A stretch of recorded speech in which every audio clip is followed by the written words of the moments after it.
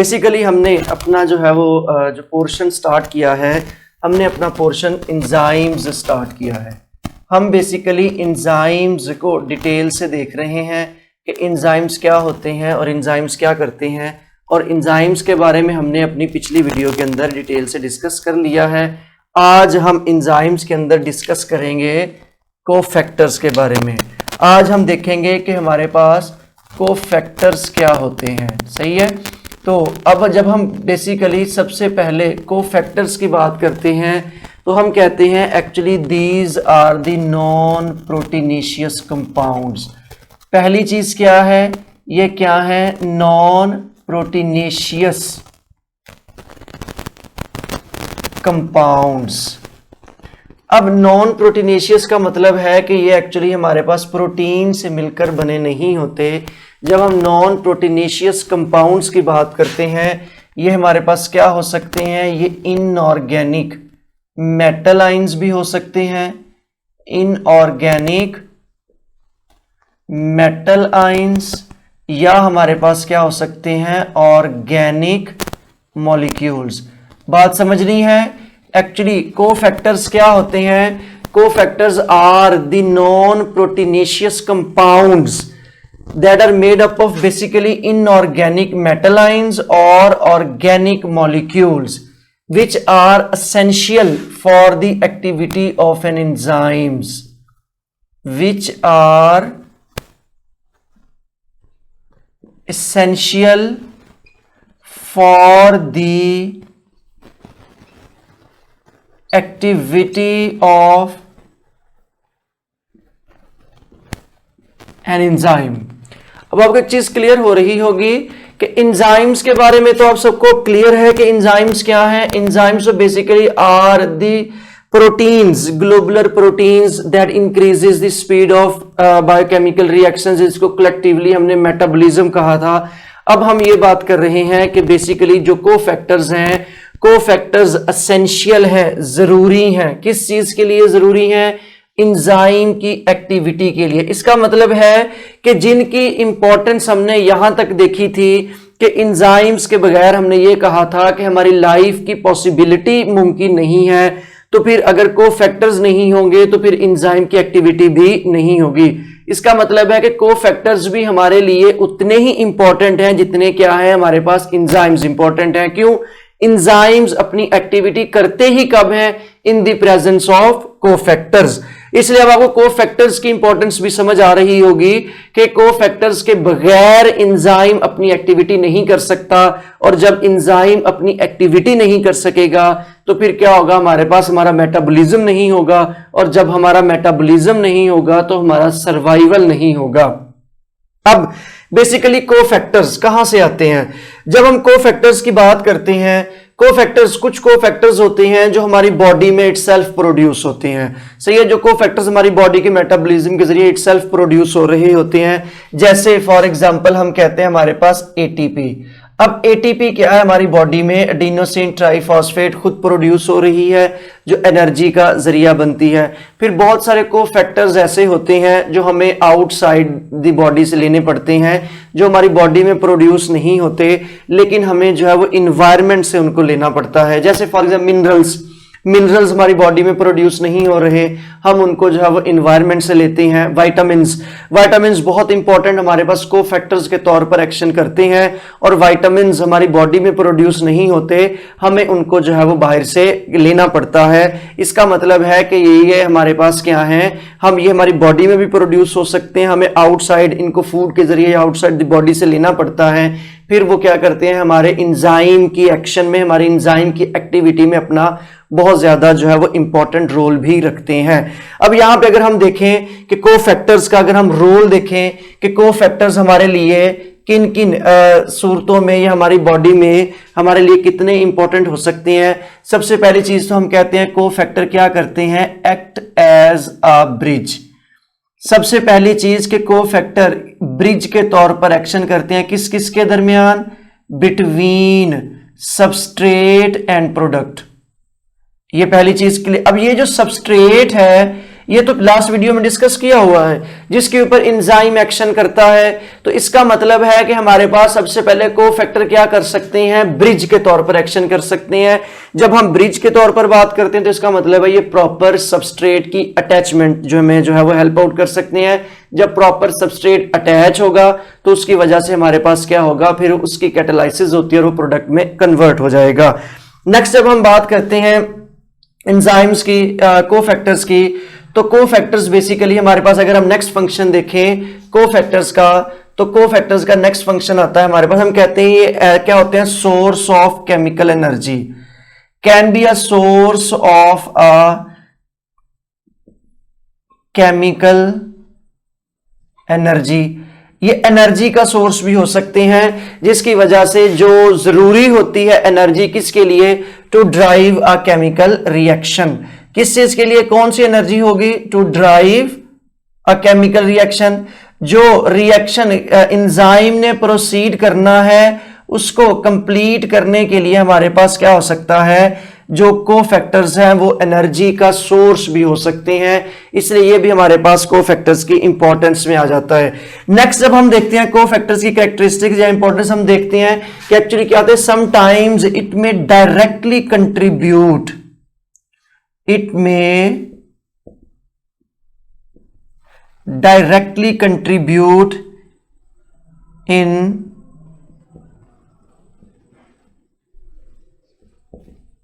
The reaction. तो ये क्या कर सकते हैं, हमारे रिएक्शन में डायरेक्ट कंट्रीब्यूशन भी कर सकते हैं। तो ये तो हमारे पास क्या हो गया, हमारे पास कोफैक्टर्स की जो है वो इंपॉर्टेंस हो गई कि कोफैक्टर्स बेसिकली क्या क्या कर सकती हैं। कोफैक्टर्स हमने कहा प्रॉपर सबस्ट्रेट की अटैचमेंट में अपना रोल कर सकते हैं। कोफैक्टर्स बेसिकली केमिकल एनर्जी का सोर्स हो सकती हैं, जो एनर्जी रिएक्शन को प्रोसीड करने के लिए जरूरी होती है। इसके अलावा हमने कहा कि कोफैक्टर्स डायरेक्टली कंट्रीब्यूट कर सकते हैं हमारे केमिकल रिएक्शंस में। अब बेसिकली कोफैक्टर्स यहां पे जब मैं बात कर रहा हूं, यहां से आप देखें कि मैंने कहा कोफैक्टर्स क्या हो सकते हैं, इनऑर्गेनिक मेटल आयंस हो सकते हैं। अगर हम इनऑर्गेनिक मेटल आयंस की बात करें तो हमारे पास फॉर एग्जांपल क्या है, Cu2 positive, Mg2 positive etcetera. तो ये हमारे पास क्या है, कोफैक्टर्स इन आयंस की फॉर्म में भी हो सकते हैं। अगर हम कोफैक्टर्स को ऑर्गेनिक मॉलिक्यूल्स की बात करें तो कोफैक्टर्स को, जो कोफैक्टर्स ऑर्गेनिक मॉलिक्यूल्स की होती हैं, ऑर्गेनिक मॉलिक्यूल्स का मतलब है कि इनके अंदर कार्बन इनका एसेंशियल पार्ट होगा, और ऐसे कोफैक्टर्स जो बेसिकली ऑर्गेनिक नेचर के होते हैं उनको हम क्या कहते हैं, उनको हम कोएंजाइम्स कहते हैं। यहां पे आप लोगों ने जो है वो बेसिकली कोएंजाइम्स और एंजाइम्स में आपने कंफ्यूज नहीं होना। फॉर एग्जांपल अब आपको लग रहा है कि कोएंजाइम्स बेसिकली एंजाइम्स ही होंगे, जबकि ऐसा नहीं होता। कोएंजाइम्स बेसिकली कोफैक्टर्स हैं। को का मतलब क्या है कि ये एंजाइम्स के साथी हैं, सही है, एंजाइम्स के कंपेनियंस हैं। एंजाइम अपना रिएक्शन कंप्लीट करता है किसकी प्रेजेंस में, कोफैक्टर्स की प्रेजेंस में। इसलिए आपने कोएंजाइम्स और एंजाइम्स के अंदर कंफ्यूज नहीं होना। क्लियर हो गया। कोएंजाइम्स एक्चुअली हमारे पास ऑर्गेनिक नेचर के कोफैक्टर्स हैं। जब हम कोएंजाइम्स की बात करते हैं, कोएंजाइम्स बेसिकली दो टाइप्स के होते हैं। एक तो हमारे पास हम कह देते हैं क्या है, लूजली अटैच्ड, ठीक है। कुछ कोएंजाइम्स होते हैं सबस्ट्रेट के साथ लूजली अटैच होते हैं, और कुछ कोएंजाइम्स होते हैं जो हमारे साथ क्या होते हैं, कोवलेंटली अटैच होते हैं। अब जब हम लूजली अटैच की बात करते हैं, उनको एंजाइम्स को या उनको फैक्टर्स को हम क्या कहते हैं, को सबस्ट्रेट्स। उनको हम कहते हैं बेसिकली ये क्या है, को सबस्ट्रेट्स हैं। और जबकि जो कोवलेंटली अटैच होते हैं वो हमारे पास क्या कहते हैं, उनको हम क्या कहते हैं, प्रोस्थेटिक ग्रुप। डिफरेंस क्लियर हुआ आपको। अब एक तो बेसिकली क्या है, हमारे पास इनऑर्गेनिक मेटल आयंस हैं, ठीक है। जो इनऑर्गेनिक मेटल आयंस क्या हो सकते हैं, समटाइम्स यहां पे क्लियर कर लो, ये डिटैचेबल हो सकते हैं, सही है, ये डिटैचेबल हो सकते हैं। डिटैचेबल होंगे तो अगर आप एफएससी की बुक को देखो तो वहां पे इनको हमने क्या कहा हुआ है, इनको हमने एक्टिवेटर कहा है, कि ऐसे कोफैक्टर्स जो डिटैच हो सकते हैं वो बेसिकली कोफैक्टर्स क्या हैं, एक्टिवेटर्स हैं। यहां पे थोड़ा सा मैं क्लियर करता चलूं, हमारी जो अगर आप एफएससी की बुक देखें पीटीबी की, तो उसमें क्या लिखा हुआ है, उसमें लिखा हुआ है कि हमारे पास एंजाइम्स जो है कोफैक्टर्स बेसिकली उसने कहा 3 टाइप्स के होते हैं, उसमें एक्टिवेटर्स हैं, कोएंजाइम्स हैं और प्रोस्थेटिक ग्रुप है। उसने कहा अगर वो डिटैचेबल हो सकते हैं तो एक्टिवेटर है, अगर वो लूजली अटैच है तो वो कोएंजाइम्स हैं, और अगर वो परमानेंटली और कोवलेंटली अटैच है तो वो हमारे पास क्या है, वो प्रोस्थेटिक ग्रुप है।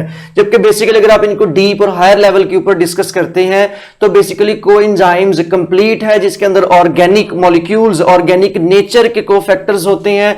ऑर्गेनिक नेचर के कोफैक्टर्स बेसिकली 2 टाइप्स के होते हैं। एक वो होते हैं जो एंजाइम्स के साथ लूजली अटैच होते हैं, जिनकी बॉन्ड्स की फोर्सेस वीक बॉन्ड की फोर्सेस होती हैं, और समटाइम्स लिटरेचर ये भी लिखता है, बुक्स कुछ ये भी लिखती हैं कि को सबस्ट्रेट्स भी डिटैच हो सकते हैं। क्लियर हो गया कि उसमें हमारे पास क्या है कि जो को सबस्ट्रेट्स हैं ये लूजली अटैच होते हैं और समटाइम्स ये डिटैच भी हो सकते हैं जब एंजाइम अपना रिएक्शन कंप्लीट करेगा, और जब दोबारा प्रोसीडिंग आएगी तो ये दोबारा क्या हो जाएंगे, दोबारा अपना रिएक्शन जो है वो कंटिन्यू कर लेंगे। जबकि जो प्रोस्थेटिक ग्रुप है हमारे पास वो क्या होते हैं, वो कोवलेंटली अटैच होते हैं, और कोवलेंटली अटैचमेंट की वजह से ये क्या होते हैं, परमानेंटली अटैच रहते हैं, और जब तक एंजाइम का स्ट्रक्चर डीनेचर नहीं हो जाता ये क्या हो जाते हैं, ये रिमूव नहीं होते। अब ये तो हमारे पास बेसिकली क्या है, कोफैक्टर्स के सारे का सारा इंट्रोडक्शन है, कोफैक्टर्स की टाइप्स हैं। अब हर एंजाइम तकरीबन उसको क्या चाहिए होता है, कोफैक्टर जरूरी होता है। फॉर एग्जांपल अगर हम को सबस्ट्रेट की बात कर लें कोएंजाइम में तो उसकी हमारे पास एग्जांपल आ जाती है NAD, nicotine amide adenine di nucleotides. और प्रोस्थेटिक ग्रुप्स के अंदर हमारे पास जो एग्जांपल आती हैं वो क्या होती हैं, वो हमारे पास फ्लेविन्स, ठीक है, flavin adenine di nucleotide FAD। तो ये हमारे पास क्या होता है, ये एंजाइम के साथ परमानेंटली अटैच होता है और ये कोवलेंट बॉन्ड्स बना के क्या करता है, अटैच होता है। अब आपको कोफैक्टर्स की सारी इंपॉर्टेंस समझ आई है। तकरीबन हर एंजाइम को क्या चाहिए, कोफैक्टर चाहिए, क्योंकि उसको हमने स्टार्ट में ही देख लिया था, cofactors are essential for the activity of an enzyme. अब कोफैक्टर जब एसेंशियल हैं तो कोफैक्टर जरूरी हैं। यहां पे मैं आपको बताता चलूं कि कुछ एंजाइम्स ऐसे होते हैं जिनको एक से ज्यादा कोफैक्टर्स भी चाहिए होते हैं। फॉर एग्जांपल वो एट द स्पॉट अपने रिएक्शन को कंप्लीट करने के लिए उनको एक से ज्यादा कोफैक्टर्स भी जरूरी हो रहे होते हैं। फॉर एग्जांपल मैं अगर यहां पे एंजाइम लिखूं तो एंजाइम आता है हमारे पास pyruvate D hydrogenase, pyruvate dehydrogenase जो एंजाइम है बेसिकली ये जंक्शन का काम करता है। जंक्शन पायरुविक एसिड को सिट्रिक एसिड साइकिल में ले जाने के लिए जंक्शन का काम करता है। अब आपको पता है बेसिकली जब हमारा एरोबिक रेस्पिरेशन का मैकेनिज्म हो रहा होता है, ग्लाइकोलिसिस में जब ग्लूकोज पायरुवेट में ब्रेक डाउन होता है, वो pyruvate basically pyruvic acid inter होना होता है किसमें, क्रेब्स साइकिल में या सिट्रिक एसिड साइकिल में। तो वहां पे जो एंजाइम इस्तेमाल हो रहा होता है वो एंजाइम कौन सा होता है, वो हमारे पास पायरुवेट डिहाइड्रोजिनेज एंजाइम होता है। पायरुवेट डिहाइड्रोजिनेज एंजाइम के लिए जो कोफैक्टर जरूरी होते हैं, ये एग्जांपल मैं इसलिए कोट कर रहा हूं ताकि आपको समझ आ जाए। अब ये इस एंजाइम के लिए बेसिकली इनऑर्गेनिक मेटालाइंस की भी जरूरी होते हैं और इसके लिए ऑर्गेनिक मॉलिक्यूल्स भी जरूरी होते हैं। अब देखें अगर हम पायरुवेट डिहाइड्रोजिनेज एंजाइम्स की बात करें, सबसे पहले इसके लिए जो मेटल आयन जरूरी होता है वो हमारे पास होता है मैग्नीशियम Mg2 पॉजिटिव, सही है। ये एक्चुअली इसको 5 कोफैक्टर्स चाहिए, कितने, 5 कोफैक्टर्स चाहिए अपने रिएक्शन और कैटालाइसिस को कंप्लीट करने के लिए पायरुवेट डिहाइड्रोजिनेज एंजाइम को। उन 5 कोफैक्टर्स के अंदर ये एग्जांपल देने का मकसद ये उसको इनऑर्गेनिक मेटालाइंस भी चाहिए और उसको ऑर्गेनिक मॉलिक्यूल्स भी चाहिए। अब देखें उसको जो इनऑर्गेनिक मेटालाइन चाहिए वो Mg2 पॉजिटिव है। अगर आप उसमें को सबस्ट्रेट्स की बात करें, थायमीन पायरोफॉस्फेट चाहिए होता है, इसके अलावा nicotine adenine amide di nucleotide चाहिए होता है, ठीक है। इसके अलावा उसको जो है वो कोएंजाइम A चाहिए होता है। ये बेसिकली क्या है, ये हमारे पास को सबस्ट्रेट्स के तौर पर इसको जरूरी होते हैं, को सबस्ट्रेट्स जो लूजली अटैच होते हैं। अब अगर आप प्रोस्थेटिक ग्रुप की बात करें, प्रोस्थेटिक ग्रुप में हमारे पास क्या है, लिपोअमाइड, ठीक है, इसको क्या चाहिए, लिपोअमाइड, और सेकंड इसको चाहिए फ्लेविन एडेनिन डाई न्यूक्लियोटाइड। अब ये जो दो हैं ये किसकी एग्जांपल है, ये हमारे पास बेसिकली प्रोस्थेटिक ग्रुप की है। इसलिए जो पायरुवेट डिहाइड्रोजिनेज एंजाइम है, पायरुवेट डिहाइड्रोजिनेज एंजाइम को ये 5 कोफैक्टर्स चाहिए मैग्नीशियम 2 पॉजिटिव आयन किसके लिए, ऑर्गेनिक मेटल आयंस के में, और ये तीनों थायरमीन, पायरोफॉस्फेट, निकोटीनामाइड, एडेनिन डाइन्यूक्लियोटाइड और कोएंजाइम है। ये को सबस्ट्रेट्स और कोएंजाइम जो लूजली अटैच होते हैं, फ्लेविन्स और हमारे पास लिपोअमाइड बेसिकली प्रोस्थेटिक ग्रुप की क्लासिफिकेशंस में आता है। तो ये ऐसा एंजाइम है जिसको मल्टीपल जो है वो बेसिकली कोफैक्टर जरूरी होते हैं, और ये तकरीबन तीनों टाइप्स के कोफैक्टर्स की मौजूदगी में क्या कर रहा होता है, अपना रिएक्शन जो है वो कंप्लीट कर रहा होता है। अब बेसिकली जब हम बात करते हैं एंजाइम्स की, जब हम एंजाइम्स को देखते हैं, एंजाइम्स अगर कोफैक्टर्स के बगैर हैं, अगर एंजाइम्स की टाइप्स देखें on the basis of cofactor, अगर हम एंजाइम्स के कोफैक्टर्स की बात करें तो एंजाइम अगर हमारे पास है कोफैक्टर्स के बगैर, तो वो एंजाइम्स हमारे पास होते हैं apo enzymes, enzymes without cofactors. और ऐसे एंजाइम्स, ठीक है, आगे मैं लिख देता हूं, ये हमारे पास क्या होते हैं, विदाउट कोफैक्टर्स। और ऐसे एंजाइम्स जो कोफैक्टर की प्रेजेंस में होंगे वो हमारे पास कौन होते हैं, वो हमारे पास हॉलो एंजाइम्स होते हैं। अब देखें ये हमारे पास क्या होंगे, विद कोफैक्टर्स। अब एपो एंजाइम्स क्या है, अब एपो एंजाइम विदाउट कोफैक्टर्स हैं, तो क्लियर हो गया आप सब लोगों को, ये इनएक्टिवेटेड है, ठीक है। क्यों, क्योंकि इनका कोफैक्टर मौजूद नहीं है, जिसको हमने अभी पूरी की पूरी वीडियो ट्यूटोरियल में डिस्कस किया है। क्यों, इनके लिए एंजाइम्स के लिए कोफैक्टर एसेंशियल है, एंजाइम्स के लिए कोफैक्टर जरूरी है। तो इसलिए जो एपो एंजाइम्स होंगे वो क्या होंगे, वो हमारे पास इनएक्टिवेटेड होंगे, जबकि जो हॉलो एंजाइम होते हैं ये हमारे पास क्या होते हैं, ये एक्टिवेटेड होते हैं। इनको एक्टिवेशन जो है, क्योंकि ये कैटालाइसिस में हिस्सा ले रहे होते हैं, प्रॉपर जो है वो मौजूद होता है कोफैक्टर भी। एपो एंजाइम की एक्टिविटी को आप क्या कर सकते हैं, दोबारा रिस्टोर कर सकते हैं अगर आप इसमें प्रॉपर कोफैक्टर्स ऐड कर दें। क्यों, इसमें कोफैक्टर्स ही नहीं है, अगर आप इसमें प्रॉपर कोफैक्टर्स ऐड कर दें तो एपो एंजाइम भी एक्टिवेट हो जाएगा और वो हॉलो एंजाइम में कन्वर्ट हो जाएगा, ठीक है। इसलिए अगर हम बात करते हैं द एंजाइम्स, ऐसे एंजाइम जिनका प्रोस्थेटिक ग्रुप या को सबस्ट्रेट रिमूव होता है वो एपो एंजाइम्स हैं, और जिनके ऊपर मौजूद होता है वो बेसिकली हमारे पास हॉलो एंजाइम्स होते हैं। तो ये सारे का सारा हमारा जो आज का वीडियो लेक्चर था वो बेसिकली कोफैक्टर्स को ही डिस्कस कर रहा था कि अगर अब एंजाइम्स हैं, एंजाइम्स का नेक्स्ट पार्ट जो है हमारे पास कोफैक्टर्स हैं, ठीक है। तो अगर आपका कोई भी क्वेश्चन हो या आपको कहीं से भी जो है एम्बिग्युइटी हो तो आप कमेंट सेक्शन में पूछ सकते हैं, तो हम आपको जो है वहां पे भी क्या करेंगे, क्वेश्चंस को एंटरटेन करेंगे, ठीक है। Thank you so much.